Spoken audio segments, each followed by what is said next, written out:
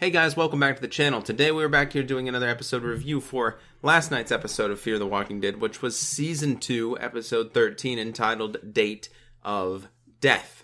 Alright, so as always, you guys can check my predictions for this episode back on Thursday. I posted it, obviously. Then I will post a link in the description below for you guys to watch my predictions if you guys would be interested. And with that being said, let's go ahead and get right into it, alright? So this was a pretty basic episode. It was centralized basically around one group, which was Travis and Chris, obviously dealing with the teenagers or whoever they are, you know, that they're currently with, right? So we have them, but the episode starts off with Madison back at the hotel. Now, this is sort of like a flash forward or just present time, and then the rest of the episode is sort of like a flashback of Travis telling his story. So we get to see the refugees basically outside of the fencing, you know, of the hotel, just like we predicted. We've seen that in the promos and stuff like that. And obviously they must have seen that neon sign, right? So they go to the hotel. They all want in. Obviously they're not letting them in. You know, it was Madison's mistake. She's owning up to it. Basically saying, I'm sorry, you know, we can't let you in. We can't risk, you know, the health of our group to save everybody out here. You know, there's nothing we can do, you know, to help you. Trying to basically send them away. And in that crowd, well, in the back of the crowd, and then he starts pushing through, is Travis. And Madison sees him right off the bat and ultimately has to open the gate. But they open it very slightly, allow Travis through, and then they obviously close it back up. Now, that probably got those refugees pretty angry. I mean, I think I would just, you know, you're letting somebody through, but you're not letting the rest of us through. What makes him so special? But he's family, right? They should understand, you know, but at the same time, you know, you're not letting any of us through, but you're going to open the gate to let one person through. You know what I mean? So, anyway, they let Travis through into the gate, and basically the rest of the episode is sort of Travis talking to Madison and, you know, having moments with her, right? And we get to see him basically telling his story, you know, to Madison. Not really outright, per se. You know, he wasn't narrating it, I guess. But we just get to see flashbacks from then on out where we get to see Travis basically back in time with Chris, dealing with the group that they're currently with, you know, those teenage guys. So now that Madison and Travis are reunited, Chris is nowhere in sight with Travis, so that's where the question stirs up, you know, what happened to Chris? And we get to see basically where we left off on the last episode where we had Travis and Chris, which I want to say it was like episode 11, if I'm correct on that one, maybe episode 10. I don't quite remember. It's been a while since we've seen them. But nonetheless, we get to resume from in the barn, you know, where Chris shot the guy dead. And obviously they also have a friend that is shot as well in the leg. And Travis sort of mans up here, you know, he sort of forgets the fact that his son shot this guy dead in the barn and sort of turns his attention to, I believe his name is James. Yeah, James, the kid that got shot in the leg by the farmer. Turns his attention to him and tries to obviously save his life. Now, it's only a leg wound. It's not that serious, but he does need time to heal. He does need to get it sutured up. It's as simple as that, right? So Travis knows some basic medical skills and stuff like that. So he sutures him up. He has to turn him over, suture up the, obviously, the exit wound, you know, of the bullet. And it's good that it went through and through. You know, they don't have to pull the actual bullet fragments or slug or, you know, whatever it is out of his leg. So that definitely worked out for them in the long run. I assume it's a slug because, you know, if it was fragments, most likely it wouldn't be a through and through. He finds gauze, scissors, and sewing supplies inside of the dead guy's house or the farmer's house, whatever. And he basically, you know, he sews him up. He gets him some help. He gets James some help. And obviously now they just have to wait for James to get better. We also see Travis actually taking care of the guy that got shot by Chris by actually burying him. Now we've seen this in a sneak peek and in promo, you know, as well. You know, we see Travis digging a grave. All the while he does that, we see Brandon, Derek, and Chris laugh around a campfire while feasting on chicken and beer. Meanwhile, Travis is checking in with James and asks him to rate his pain on a scale of 1 to 10. James is sort of hesitant to admit that he's in pain in front of his friends because he thinks that, you know, they might put him down. And Travis urges James to alert him, you know, if his condition worsens. Now, what comes next is actually what we've seen in the sneak peek, which again, I did briefly review, you know, obviously in my predictions videos. And we get to see Travis basically pull Chris aside and ask him, you know, where's your remorse? You just shot a guy dead and you're sitting here having fun, you know, laughing around a campfire, eating chicken, you know, drinking beer. like nothing has happened. It's not affecting you. You have no remorse. And Chris basically explains that that's what you have to do in today's life, right? You have to be prepared to protect the people that you care about, to protect your friends. And while that is right, Travis also makes up a very brilliant point that he only met those guys 2 days ago, and he was willing to kill for them. And even so, this early on in the apocalypse, he shouldn't be that crazy yet. You know what I mean? He shouldn't be that hard in the apocalypse yet, because that's just not how you develop. You know what I mean? You went from this soft society to this brutal, hard world, but you just don't, you don't get to that point unless something is physically wrong with you or mentally wrong with you, that quickly. Obviously, we see multiple people in The Walking Dead right now at that point, but The Walking Dead is like 3 years into the apocalypse, if not more, and Fear the Walking Dead, as of right now, is about a couple of months. So, you know what I'm saying? You know what I'm saying? Like, there's clearly something wrong with him. He should be feeling some remorse. It's not normal to just go and kill a human being. He is adapting quickly to it, but at the same time, that is not going to be good at all, because he's going to start thinking that just killing everybody, here and there, left, right, and center is going to be just okay. You know what I mean? That's just not the case. He can essentially turn into a villain, I guess. By doing this right now, he could essentially become the governor. Back in the present now, we get to see Travis and Madison again reuniting in a bedroom. And Madison basically asks Travis, where's Chris? And all he said was at the end was, I had no choice. So what does that mean? We don't really have a question answered as of right now. Now, that I had no choice quote makes us sort of think or believe that he might have killed Chris. He might have put him down. He might have put him out of his misery. He might have killed him, for the better. Because he's clearly not right in the head. At the farm now, Brandon announces that they're moving on to their next location, and Travis argues that James is not well enough. It's only been a week for him. He's not ready to go. He's not healed up enough. But James insists that he's okay, because he knows that if he's not well enough, that his friends will turn on him. They won't be his friends anymore. They'll basically put him down so that they won't, or that he won't, rather, hold them back. He'll be dead weight, essentially. Derek here says that they're going to head to San Diego. Obviously, Travis doesn't want them to go to San Diego because it was destroyed. We've already seen that. They went to San Diego in the first place when they were on the Abigail, and San Diego was in flames. It was destroyed. It was burnt up, and there's nothing there. There's nothing left. And he basically asks Chris, his son, to back him up, saying, that San Diego is gone. But Chris says that they never actually went to San Diego. So, again, we get to see, Chris sort of turning on his dad here. Not in a big way, not where he's, like, straight up putting a gun to his head or anything like that, but just turning on him in a way to say that he's not right, even though he knows that he is. Travis now finds the farmer's driver's license and carves the farmer's name into a headstone. And again, this is where we get to see basically the burial process of him just burying the guy that Chris actually killed. Chris tells him that the group is waiting on him to leave, and Travis snaps at Chris and orders them to wait. This is obviously important to him. This should be important to everybody burying someone. Travis doesn't quite, grasp that yet. Now, at the same time, you shouldn't just be randomly, killing somebody. You know what I mean? But I do agree with Chris in this point where it's not really, I agree with, you should bury people, right? Unless they're a walker.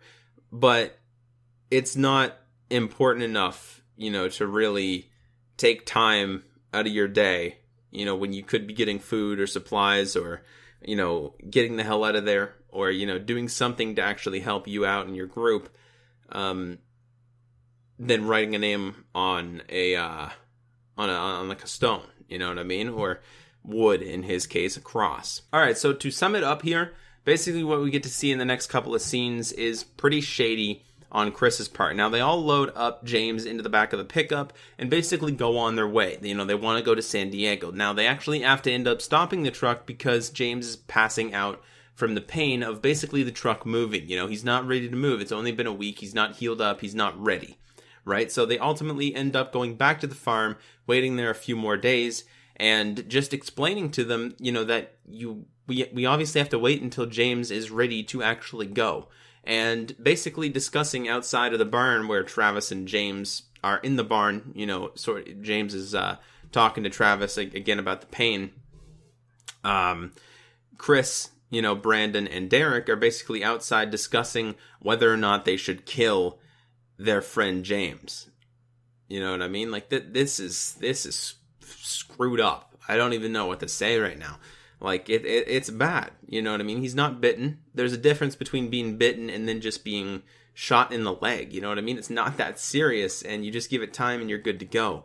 But these guys are straight savages. Just like Travis said before in the episode when he was talking to Chris alone, they're savages. It's crazy.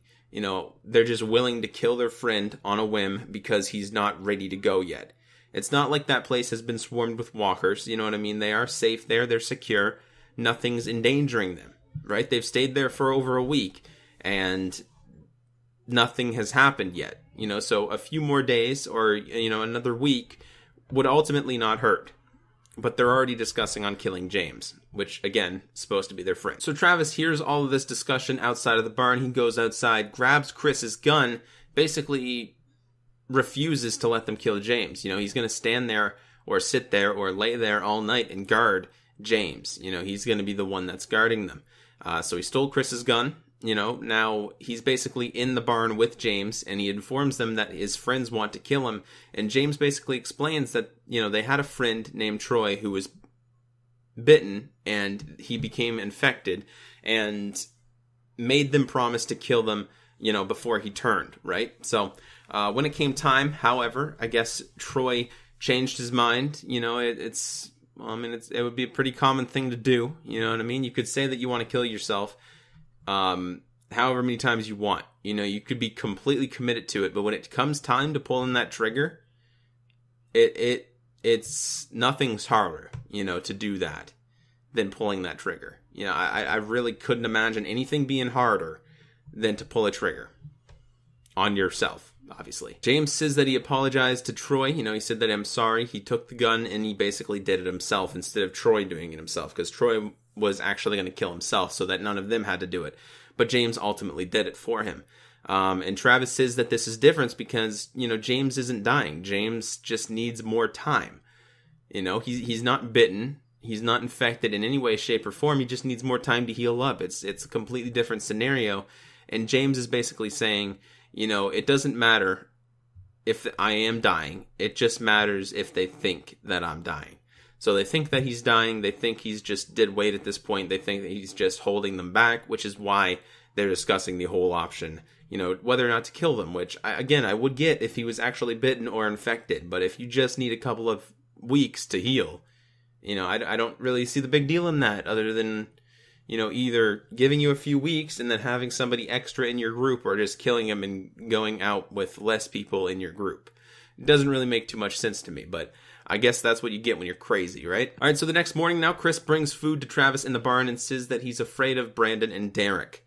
All right, so this is where we sort of got to see Chris, turning, on the rest of the guys and basically saying that he was afraid of them. He was going back to, being sane again, saying that he understands what Travis was trying to do. All life is precious, that no one's disposable, which is what Travis is ultimately trying to teach Chris. And Travis basically buys into this act, and he assures them that he'll be okay. He'll get them through this, and they hug. And basically Chris seizes the moment and tackles Travis to the ground, pinning him down. Brandon and Derek now rush into the barn and obviously grab, Travis's gun from him.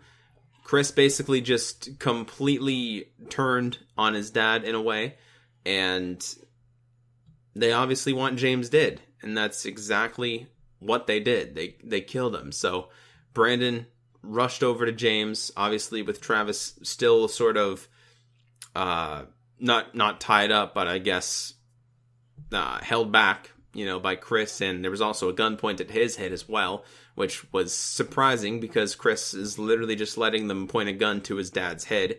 Again, psycho. But anyway, he shoots James dead. So Brandon shoots him dead. Basically, Travis is sitting there pleading, saying, you guys leave. You leave James with me. I'll take care of him. Whatever, just go. And that's when he basically shoots him dead right in the head. In the next couple of scenes now, we get to see where they're basically leaving that farm. So Brandon and Derek load the truck, and Travis, who is staying behind, implores Chris to stay with them. Chris says that he's better off without Travis, and basically just leaves the farm with Brandon and Derek. So we get to finally see what happened to Chris. He didn't die. Travis didn't kill him. He didn't put him out of his misery or, shoot him for his own good or anything like that. He didn't do anything like that. He just ultimately let him go. He had no option. Travis wasn't welcome, to come. They didn't want Travis to come with them. And, Chris really couldn't do anything to change that. But ultimately, Chris chose to go with the boys, the guys, right? So Travis is alone there, on the farm as they drive off. And as they drive off, basically, Travis just says, "God damn you, Chris." After all that happens, Travis is still good enough to bury James, the guy that they just shot dead in the barn. So he buried James, made that cross for him and everything like that.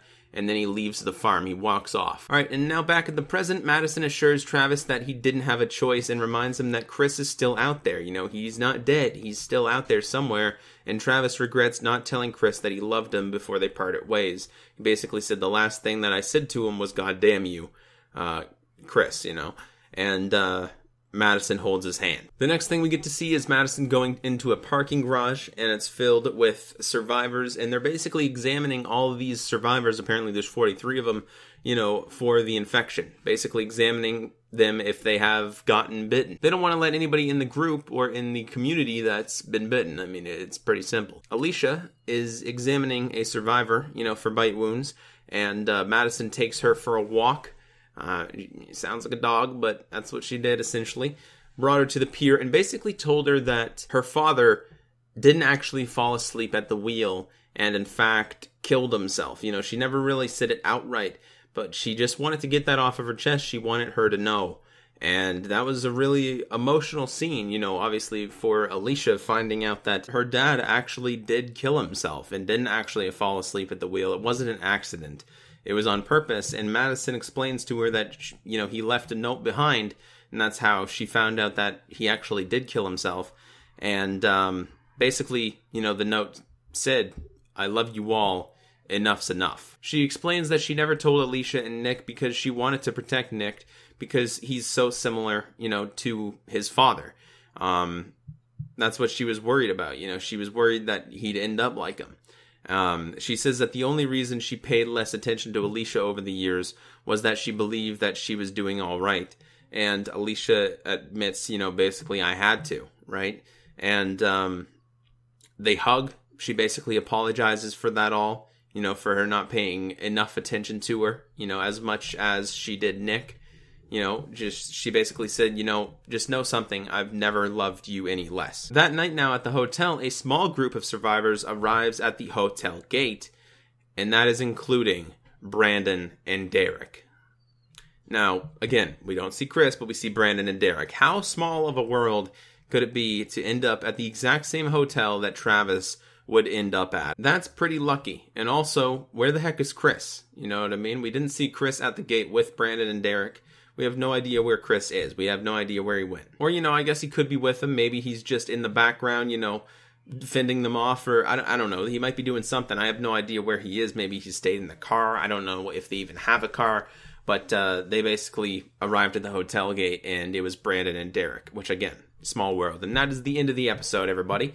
So that was Season 2, Episode 13, entitled Date of Death. Now, next week is the season finale for Fear the Walking Dead Season 2.